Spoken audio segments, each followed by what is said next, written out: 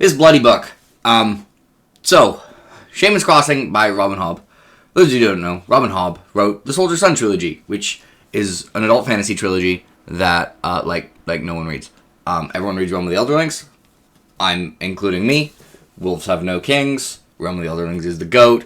And then there's Soldier Sun, who's just chilling here, who, like, everyone is like, ooh, Soldier Sun. And then a couple people are like, okay, but Forest Mage is actually just, like, the most ridiculous thing ever, and Soldier Sun is actually goated. And then some people are like, man, no, Soldier Sun sucks, and I'm a huge Robin Hobb fan. Anyway, so I'm like, I gotta read this thing finally. Call Robin Hobb my favorite author. Has a bunch of books I haven't read. What's with that? I have a favorite author. I mean, she is my favorite author by, like, a lot. But I should probably read, like, more of her books. And I read this complete mess of this just novel, and I'm like, I really liked it, and I don't even know what to do with it. So, let's talk about Shaman's Crossing by Robin Hobb.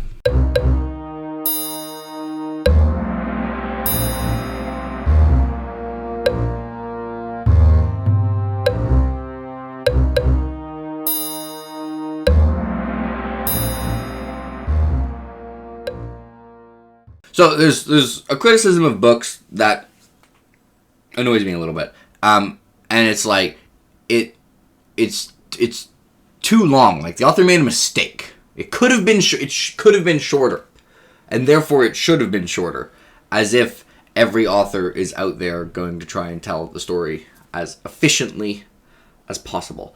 And I'm usually like, you know what? I kind of think I would like it less, even if it was, like, completely smooth and efficient. I kind of think, sometimes the added stuff that's not strictly necessary can add to a novel. This novel has... If there ever was a novel that was too long, it might be this one, Shaman's Crossing. I don't know what, like... I don't know. No, it wasn't until, like, the last... I don't know what, like, these pages... Well, I do know what they were doing. But, like, there's a lot of stuff here, for the first bit, that ended up being really important. So I'm like, okay. And then they did different stuff. They did different stuff for, like, well, maybe not that much, but, like, for, like, that. Like, this section. It's like, okay, we're pivoting. And then it's like, okay, but is this actually the important bit? So, I really enjoyed the middle section, but I have no idea why it's there. So this is it's about a guy named Nevare, who's a soldier son. Basically, he lives in this place, society, whatever, where the first son inherits, the second son is a soldier son, and there's a bunch of he's the son of a soldier son who then, like, a bunch of soldier son, like, ascended to become nobility. So he's, despite being, like, a soldier son, he's the son of, like, a noble who's, like, pretty wealthy. And so Sarah reads, great channel. You probably know of them. Hi, Sarah, if you're watching this. She often says Michael Carpenter from the Dresden Files is the best lawful good character. Because often when characters are lawful good, they're just annoying. Because they're really self-righteous. And that's Nevare, the protagonist of this. Now, he's definitely, like, deliberately written that way. Like, a lot of the time, it's like, when it's done badly, it's like, they're supposed to be really good, but you just find them annoying. Like, Nevare is supposed to be thick. Nevare's an idiot. Like, Nevare's the most protagonist in the history of protagonists. Why is he the protagonist? I kind of ended up liking Nevare. But if someone's like, Nevare, he ain't doing shit.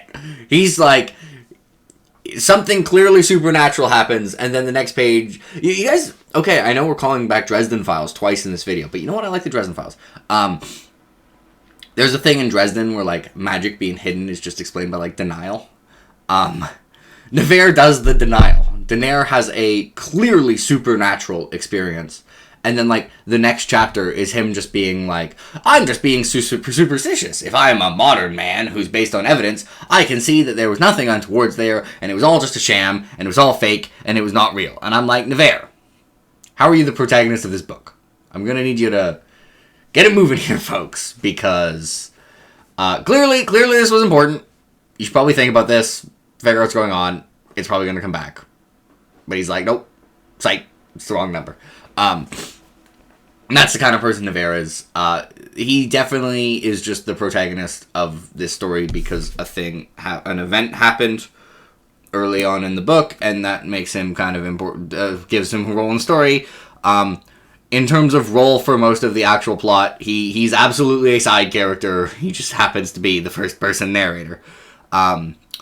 Maybe Gord is the protagonist, maybe Skink is the protagonist, maybe like Epiphany, I don't know how to pronounce it, a fifth something is the protagonist. I don't even know. They're all great though. So, he's being raised to be a soldier's son. He's going to go to the academy and be a Kavala officer. Haha, here comes the cavalry. Except, there's Alan. There's no here comes the cavalry. Alan, if you won't like this book, Alan. Do not start Rob and Hobb with Shaman's Crossing, okay? You will hate it. You will hate Nevare. You will want to punch Nevare in the face 10 times per chapter you read from Nevare's point of view. Just like, please don't. I don't know who to recommend this bloody. So, this all sounds weird. I really like this novel. I almost gave it 5 stars. You guys know I have my decimals. I got like an 8. I was like, ooh, it was like a really, really high 4.5. I was like, I think I had like an 8.9 or whatever. Like the character work is so good. Like Hobb character work just hits different. This is my explanation for it. You know, many pieces of media, really good media, you know, the characters will have various relationships because that's how people work, and if it's just about, like, a character who's friends with one guy, that would just not feel real. But, like, they're about one relationship a lot of the time. Like, The Shawshank Redemption is my favorite movie of all time. It's about Andy and Red's friendship. Like, Andy has, you know, friendships and rivalries and various relationships with various other people, but, like, Red is the one the story is clearly about. A lot of Lord of the Rings is about Sam and Frodo. Now, there's also a lot of other stuff going on. Lord of the Rings is maybe not a great example.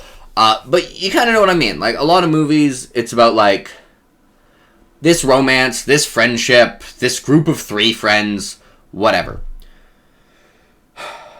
For Rob and Hobb, every relationship is the main relationship. Like, this book could have been just about Nevare's friendship with Skink.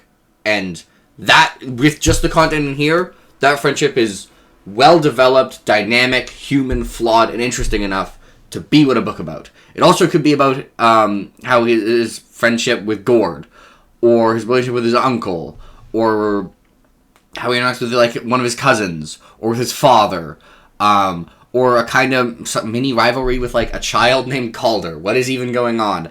And just all the characters are so well done, and they're not just complex, they're flawed in the exact human way, and also they each have, like, they're strong in their own human way, and they all clearly see the world with a different perspective, and they have different mannerisms, and they can get away with stuff, and their decisions are based on their experience of getting away with stuff, based on how they talk to people, and where they grew up, and it just hits different. Like, the character work is so, like, they're not even that likable. I like Gord. I like a few characters in this. Nevare's not really likable, just because Nevare's annoying, and he's so self-righteous. He's like, does this break the honor code if I, like, snitch on these people, or if it's like, yeah, he drives me crazy.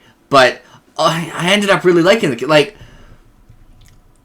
so I think when you read something in first person, you kind of inherently somewhat empathize with the first person narrator to some degree, because you're seeing the world as them, the same way when you're not reading a book, you see the world as you, and you automatically are cheering for you. And in first person, it's kind of like the mini version of that. Hello, Vin. Do you want to come into this room? What's up? Are you interrupting my video? That's okay. No one will be mad at you for interrupting my video. They'll all be like, please interrupt the video. Yeah. And I realized if Nevare was not the first person narrator, I would either not care about him, or he would be very frustrating. Like, if I didn't automatically kind of default to taking his side, I'd be like, can this idiot shut up? Like, he got Hobb started to get me, like, when people did things, I'd be like, how dare they? Because it's like, it's the type of thing that Nevare finds outrageous. And I'm like, wait a second. I'm only thinking this because we're in this world and I'm accepting Nevare's rules. Like, who cares? Like, Nevare's totally wrong here. This person's not doing anything unreasonable. This person's right. And it's just very immersive into Nevare's point of view. And it did a really... And it just made the novel... I don't know. I don't even know how to describe this novel. I don't know how to review this bloody novel. I don't think I know if you should read it.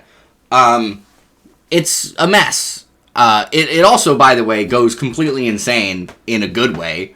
Like, there's this last section of this book, I was just like, things were pretty cool. He's at the academy for Cavallo officers. It's, classic academy. There's something unfair. Oh no, whatever.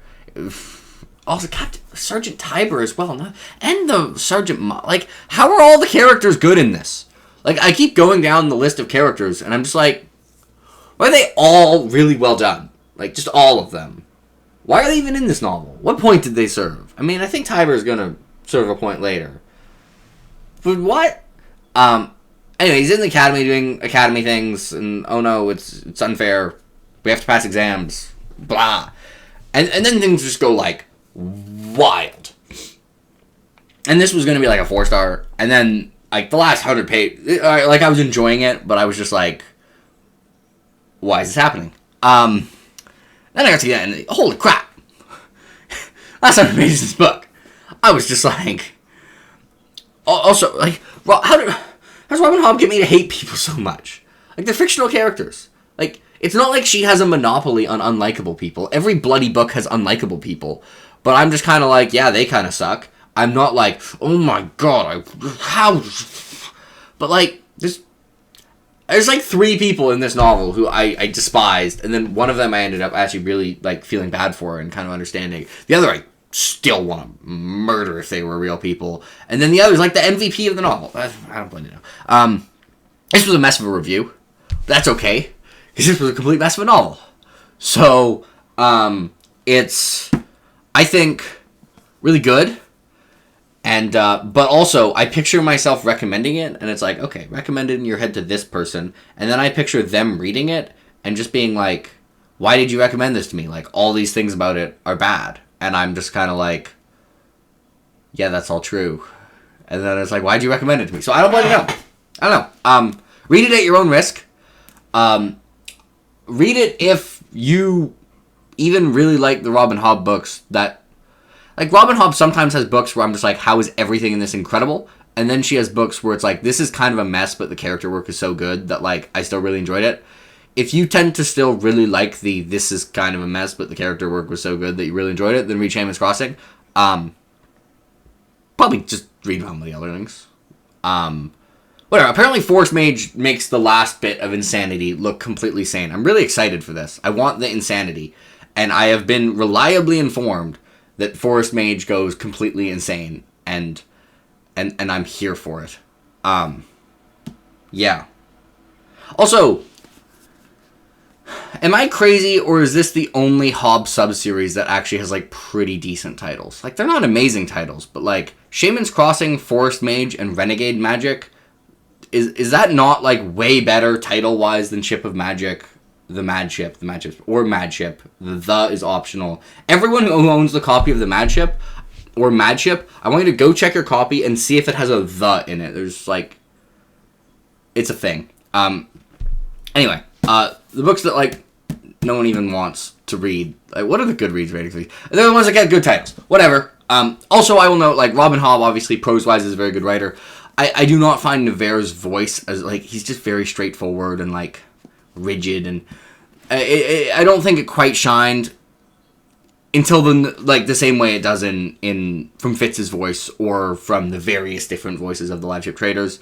Still, obviously, it's very well written, but the prose definitely didn't add to my enjoyment in the same way it did in, like, Assassin's Apprentice or something. Anyway, Shaman's Crossing, if watching this review you were like, yeah, I want to read this, then go ahead. You might hate it. I don't bloody know.